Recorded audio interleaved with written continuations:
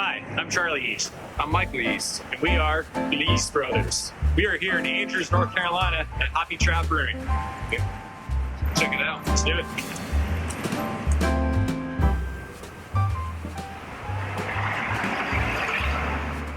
Okay, so we're here with Tom Rodek. He is the co-owner of Hoppy Trout Brewing. Tom, why don't you tell us about how you got started in the industry? Well, started as a home brewer like most people in the industry. Got pretty obsessed with it at home. Brewed like every weekend for several years, and beer got better and better, and decided to make a go for it. Nice. How'd you decide to? I mean, that's a pretty big plunge to try to make it your career. Yeah, it was. I did work, a full-time job for a whole year as well as doing this, and then finally cut that cord and came here full-time after a year. Is this the first brewery work you've done in your own brewery? Yeah, Like as far as a job? Yeah, I've never professionally brewed or worked at another brewery before. Just kind of started here and figured it all out. Mm-hmm. What a lot of folks want to know is how you got the name of Hoppy Trout. All right, so Hoppy Trout. Cherokee County is the trout capital of North Carolina, so that's where the trout comes from. And of course, we're kind of going for a play on Happy Trout, but we use hops for beer. So Hoppy Trout, kind of a pun on words. So what's the beer scene like around here in Andrews? Beer scene, yeah. We have 1,800 people in this town, and we've got 3 breweries and 2 wineries, so kind of a lot of beer per capita here. Kind of just teaching them to learn to love craft beer. So, What kind of beers are your good high sellers here? What's popular? this area, honestly, a lot of the lighter beers sell better here. So like an American Wheat, a blonde, and then a lot of IPAs too, pale ales, but the local crowd likes more of the lighter style ales. How about the restaurant? I know you guys had food here too. I saw the pizza looked pretty good. Yeah, we have a full restaurant. We do brick oven pizza. Got a selection of panini sandwiches, salads, soup. Can't go wrong with pizza and beer together. It's a good combo. That's for sure. Have you noticed, has the demand or preferences of your customers changed since you've been open? It's a hard question. I think it was more of a learning curve, just figuring out what everybody wanted. So I just kind of put out the stuff that I liked at first, the beers I liked, the food I liked, and I had to adapt more to the community for what they liked. And So we heard you're having a big release today, new beer. yeah, Tell us about that. Yamare is the name of the beer. It's a sweet potato ale brewed with marshmallows, brown sugar, lactose, and sweet potatoes. Wow, we can't wait to try that one. Yeah, I have people asking about this beer year-round. Emails, Facebook messages, just general questions at the brewery. When is it coming on tap? But it's a fall beer, and it's time for it to come out now. Is there any other local ingredients you've incorporated in the beers over the time you've been here? Yeah, absolutely. I do a lot of foraging when I can. I've foraged like some mountain mint, used that in beer before. What else have I used? Hot peppers grown in the area, Carolina Reaper peppers, a lot of those, habaneros. What do you put those in? What kind of beer would you like to put peppers in? I like them in IPAs. Oh, Yeah, nice. like a double IPA with Reaper pepper. It's a good combo. Yeah. Makes for a rough Monday morning. You know what I mean? So what do you like to drink when, what's your preference if, like after a day of working, what are you going to grab when you go to the bar? I definitely lean towards like the pale ales and IPAs. I also like porters and stouts. Just depends what kind of mood I'm in. I try to stay away from the lighter stuff. I just like more of the flavorful beers. Yeah. So one of the ubiquitous styles nowadays is the hazy IPA or the New England IPA. Have you ever made any of those before? Yes. Yeah. They're fun to make and they're great sellers. Yeah, they're really fun. I've actually got one in the fermenter we can look at later if you want. Awesome. Yeah, it's Mountain Haze. I think a lot of people that don't even like IPAs can drink a hazy IPA just because low bitterness, just more of the fruity flavors. Yeah. I think it's just a more drinkable beer for people that don't like IPAs, but also very drinkable for people that do like IPAs too at the same time. Kind of wondering, like, what breweries do you like? Like, what breweries out there are doing things that inspire you? I'm a big fan of innovation out of Silva. Honestly, they've been an inspiration for me since I started drinking craft beer. They do different cool stuff. Asheville area, I like Burial. I like Twin Leaf.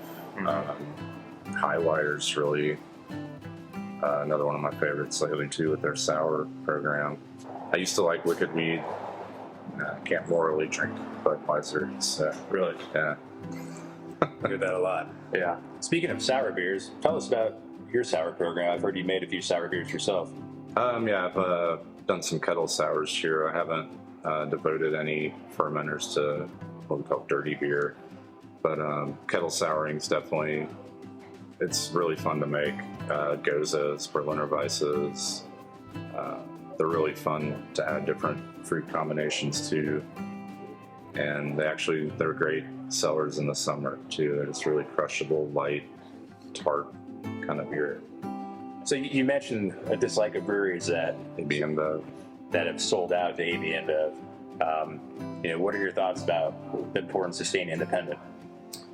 It's really important to me. I think try to keep local jobs. Try to keep it small, keep it regional. There's really no. I mean, I understand why they sell out. It's hard to say no to a $7 billion paycheck. I'd probably do it too, but I just. But I want to stay independent and stay a regional brewery, just providing for a local community rather than for the whole nation. Talking about like flavorful beers and more of the more extreme styles, sounds like, a double IPA with Carolina Reapers is a lot of flavor. Is there anything you've seen that you think is too gimmicky in a beer versus like more traditional beer style? Don't put food grade glitter in beer. Just don't Glitter? do it. Yeah. That's Haven't the seen thing. that yet. Yeah, please don't do that. I think they're weird Monday morning. Got them glitter shits. Yeah. I agree with you on that one. So this is the Hoppy Trout 2.5 barrel brewing system. Over there. Whoa. It's a dry fire system controlled by these burners here. It's controlled and set the temp wherever you want in the hot liquor tank. Hot liquor and beer is just hot water. Start here, measure it out, heat it up, transfer it into the mash tun. That's where you add the crushed barley to. Barley is really just a source of sugar for the yeast to eat. Barley, water, some water adjustments to get the water profile right. It sits in here for about an hour on average at around 148 to 152 degrees. And after that, transfer the liquid out of this, leave the grain behind, put the liquid into the boil kettle. And this is where, just bring it up to a boil, like a good boring boil. Add your hop additions, any kind of flavor additions that will go in the boil. It's also about another hour process. It can be longer. Barley wine can be 2-hour boil. Depends how much you want to reduce or concentrate. Once it's out of here, it goes through a chill plate, just sitting there on the table. This is a counterflow chill plate. You run cold water to one side, hot water to the other. It goes from 212 to whatever the ground temp is that morning. It goes into the fermenter, add yeast to it, and you have beer in about 2 weeks later. All right, we're here in our fermentation room. This is where all the magic happens. The job as a brewer is just to make the yeast happy, make them food and make them happy. They do this. We do use plastic food grade fermenters here. This room is temperature controlled. It stays around 65 degrees. Don't really have complete control over the fermentation process here, but over the years I've learned to adjust for that. These are 3-barrel fermenters. They are conical, so you can see the yeast settling down in the cone there. We're able to dump that out, harvest it from there. We've got 6 total in this room. We only do ales because we obviously can't have beers at different temperature. And they're on wheels. I'm able to transfer these into the walk-in cooler cold crash, which is kind of an important step. Get the yeast to settle to the bottom, get a nice clear beer going into the kegs.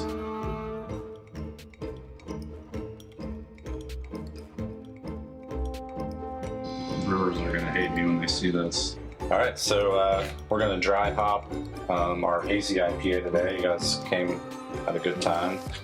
This is a combination of Citra and Sultana hops, and this is about 4 days into fermentation, so it's still kind of active.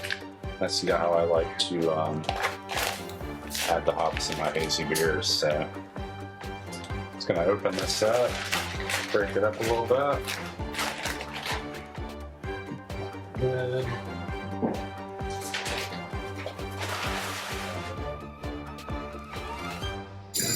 Oh, behave down there. So how long y'all been coming to Hoppy Trout?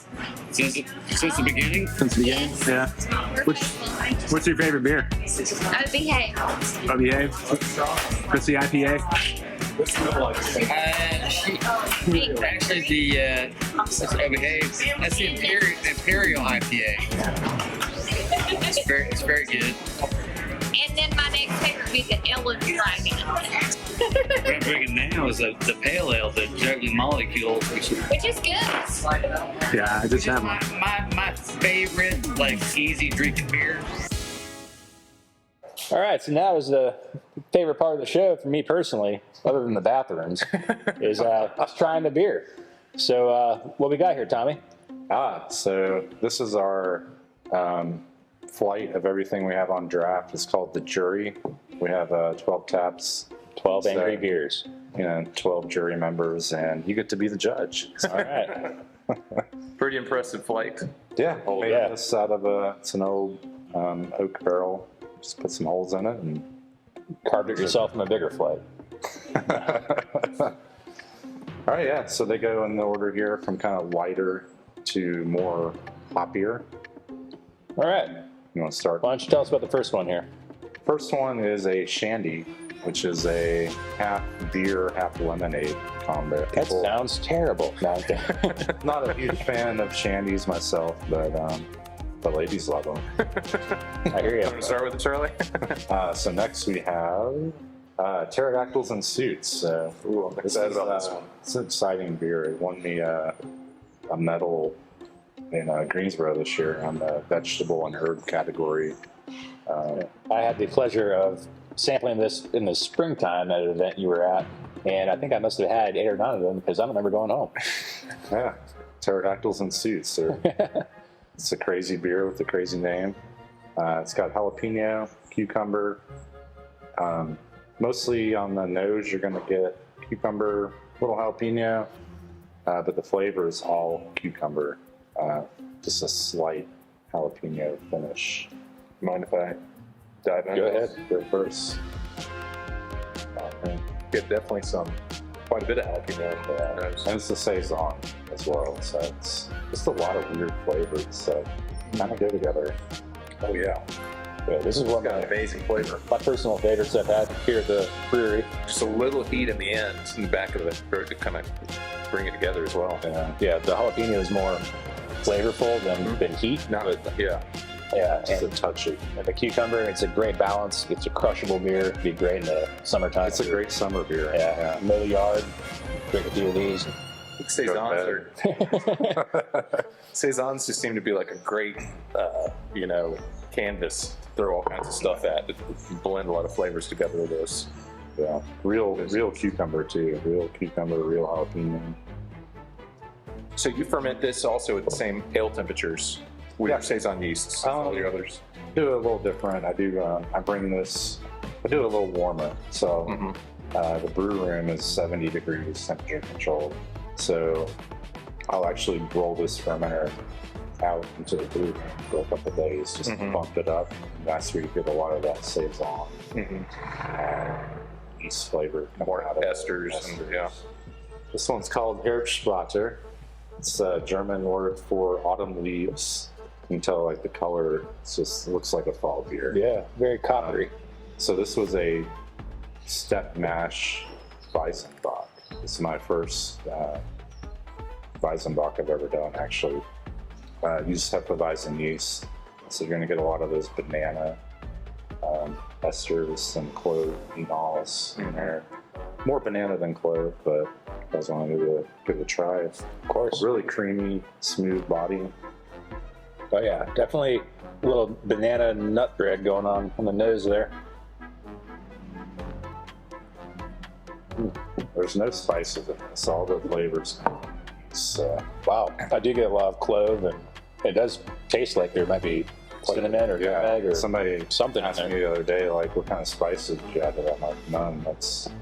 That's all the yeast there. It's super smooth too. It's like Creamy. It's creamy. Yeah. Yeah.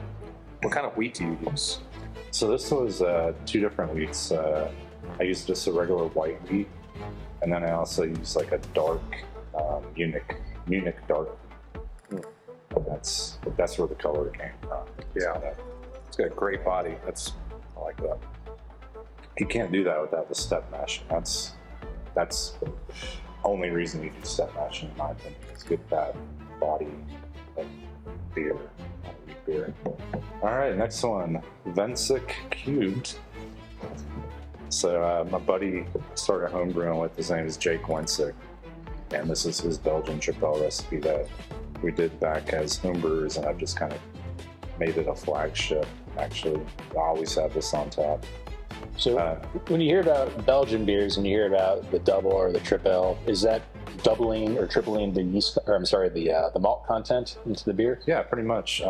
So you have a golden, you have a double, you have a tripel, and you have a quad. They're all the same. I don't know. They're just more alcohol at each step. So Yeah. more grain, and but they also get a little sweeter too. Like especially in the quads, like you have some unfermented sugars still in there. Where the tripels are fairly dry, a little semi-sweet. But so it uses a Belgian yeast, and that's gives you all those typical Belgian flavors in the beer. Which see what you get out of it. Taste it. It also uses local wildflower in that. It's definitely boozy and dry. It's 10.1 and dry. Get a little hint of, there's of honey flavor, but no sweetness. Yeah.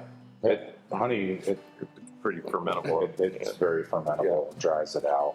So I am definitely an IPA guy, and because of that, I've always steered away from Belgian beers because of the sweetness. It's usually very apparent, but This is a more of a drier tripel, not really just style. But I'm not really a purist. I think that alcohol also gives it quite a bit of body in that one.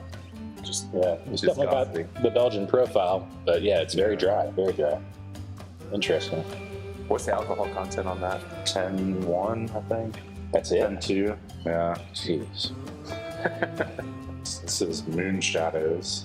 It's an American porter. Kind of almost. It's a little thick.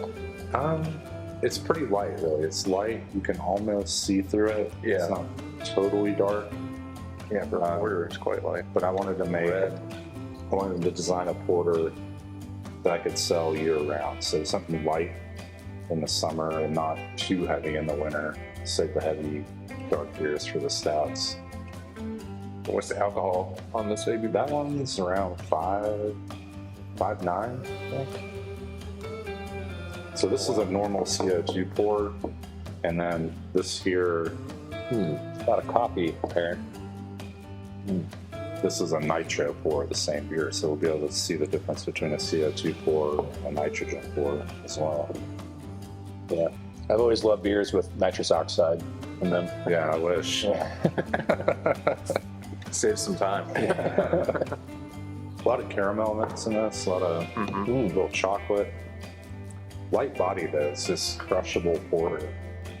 And then the nitro tap just takes it to a whole other level. It's like Very smooth, yeah. very smooth, creamy, Silky, yeah. nice thick head on it. Oh yeah, definitely caramel, almost like a little bit of marshmallow flavor or something.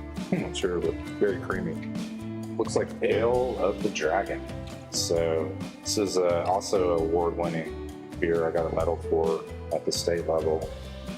Just an American amber ale. So let's talk a minute about the name. I know the Tail of the Dragon was a famous road around here for motorcycle enthusiasts. So this used to be a beer called Frontline Winter, which I don't know, I just didn't love the name. And I had a naming contest for it before it won a medal. And the name we picked was Ale of the Dragon, which is referring to Tail of the Dragon, which is right over the mountain from us here. It's one of the big tourist draws for the area. 4 hops. 4 hops. Next on the list, we're getting into the hoppier stuff now. Finally. This is Juggling Molecules. Hey, Started. God damn it. So it's Juggling Molecules. It is a all Citra hopped pale ale, single hop Citra pale ale. It's a little on the drier side, which I like in a pale. It just kind of lightens the body, lets some of the hops shine a little more. Love Citra, great Hop breed. character, yeah, coming off. Yeah, that's just super drinkable. Yeah, it's just hops. Very hop forward. Light. Citrus. Light body, kind of lets the hops come through more. So is this, you dry hop this as well? I do, it's a dry hop pale. Yeah. You can tell. Well, that's very good. Now the second thing. Yeah. So are you using more of a clean ale yeast on this than like you use on some of your other easier ones? Yeah, so I use Chico, California Chico is my house strain, 001 from White Labs, and 95% of all of these beers are brewed with that, except for the wheat, the Belgian, and the Saison. So everything else is fermented with the house yeast. Charlie approves. All right, so this is OBA. It's an Austin Powers themed honey fermented IPA. It's a double IPA. Has a ton of caramel malt in it, so you're gonna get a lot of that caramel flavor. It's kind of a blend. It's more of a West Coast double, I would say. It's got some Simcoe in it. Gives it that Earthiness. dankness, yeah. But it's also got some Amarillo too, so it's a little on the fruity side. But Oh, that's really interesting.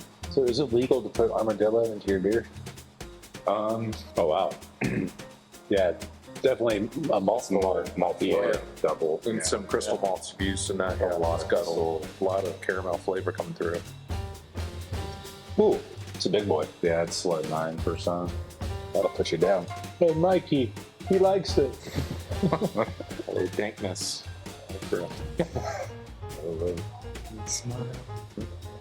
This is our girly beer. Yeah. You've heard the term white girl wasted.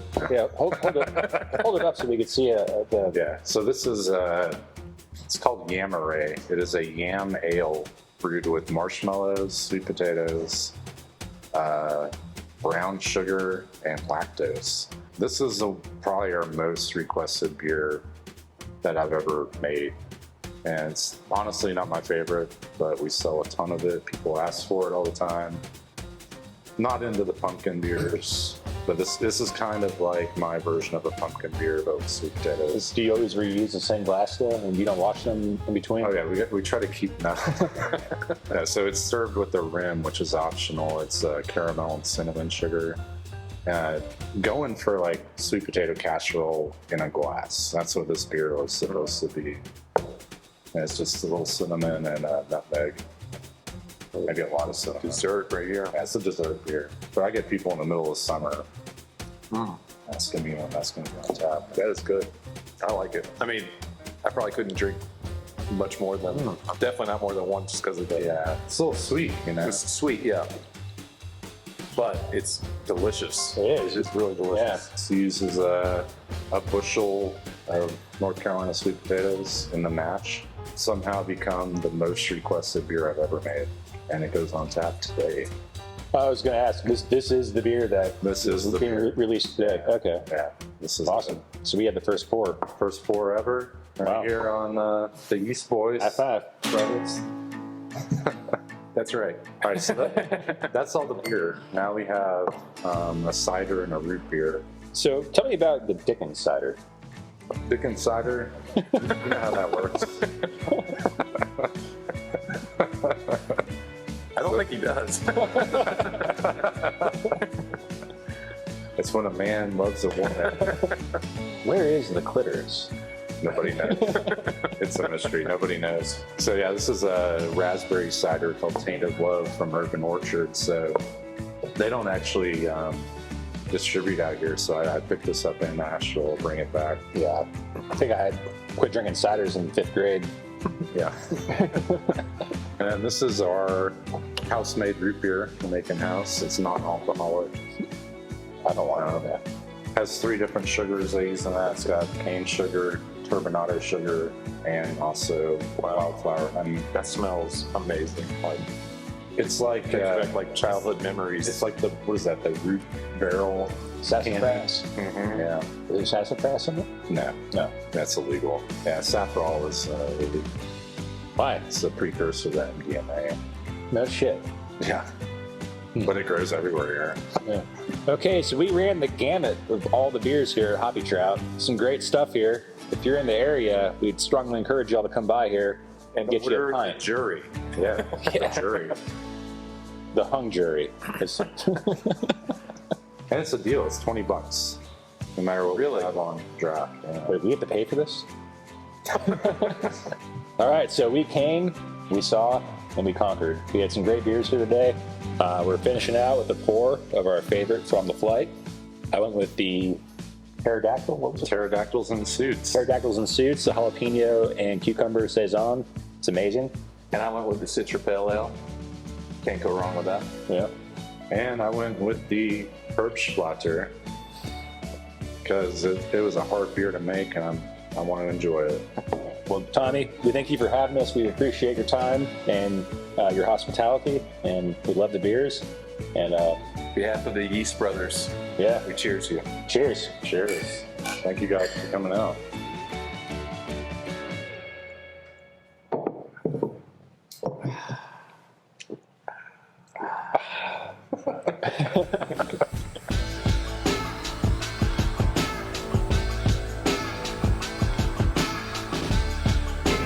Cheers. Prepared with Jimmo Crew. What are we doing here, Tom? We are going to taste this Imperial Stout. It's been in this whiskey barrel for 4 months. It's never been tasted. Wow, dude. You're good with the bung. A lot of practice. It's the best smelling bunghole I've ever smelled. Yeah, I was trying to get her to have. You gotta like just over them all. All About another month. right, cheers. Cheers. What I am.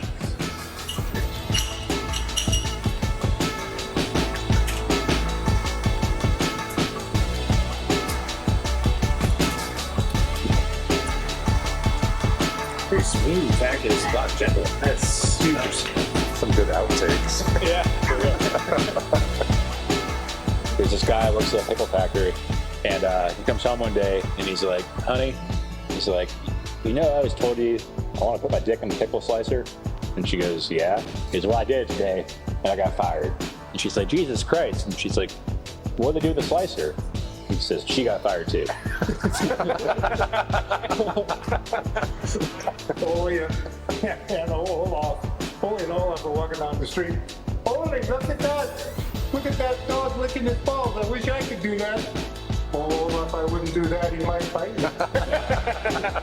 I went to the doctor the other day, and he said, Mr. Zalman, he said, you got to stop masturbating. And I said, well, gee, doc, why?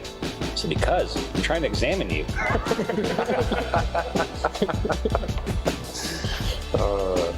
okay.